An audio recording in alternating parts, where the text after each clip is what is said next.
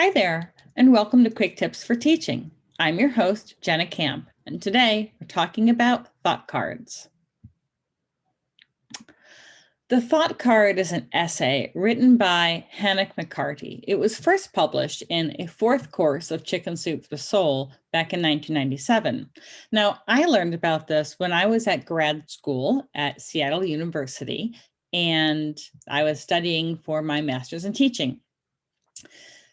The thought card is the story of an angry adolescent attending college while still living at home. So it's a young man walking that tightrope between childhood and adulthood.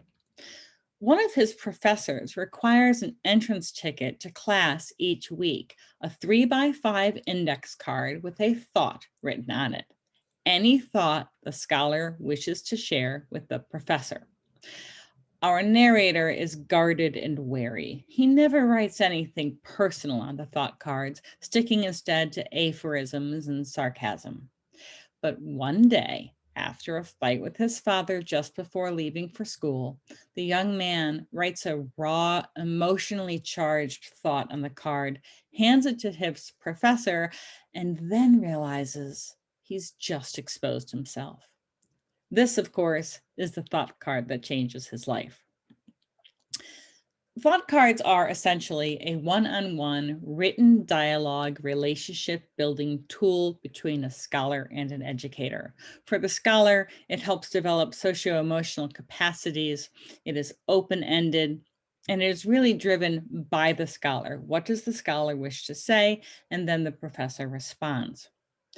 When in person, I like to keep a stack of empty 3x5 cards on the door of my classroom or on the wall just outside my classroom so that scholars can easily grab a blank card if they need one so that they can write on that just before entering class.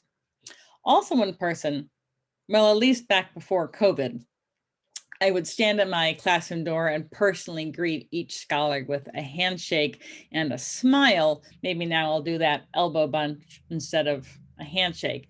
But in any case, I'll still be greeting my scholars as they come into class, and that's when the scholar hands me that thought card. I take each card home and read them in private, and then I respond on the card to the thought that the scholar has provided. I return them the next day in class. And this timeliness is really critical because without a prompt return, scholars can easily feel that I've broken their trust.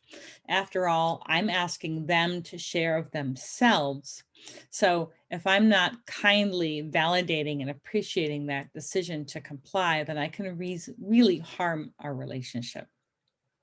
You can do this virtually just as easily. I have created an assignment through the LMS that we use Canvas.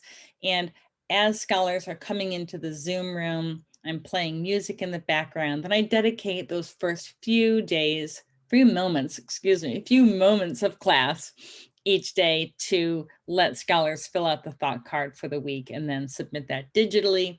Then I can respond to them digitally. And again, it remains this confidential one-on-one experience. I've really found that this is a wonderful way to improve relationships and to get to know my scholars. And it tells me so much along the way. I hope that you find this an interesting new idea to try. And for more quick tips, please check out jennacamp.com. You can find me on Facebook or Instagram at Jenna Camp Educational. I have more quick tips on my YouTube channel, Jenna Camp Educational. And don't forget to check out my new podcast, Think or Thwim.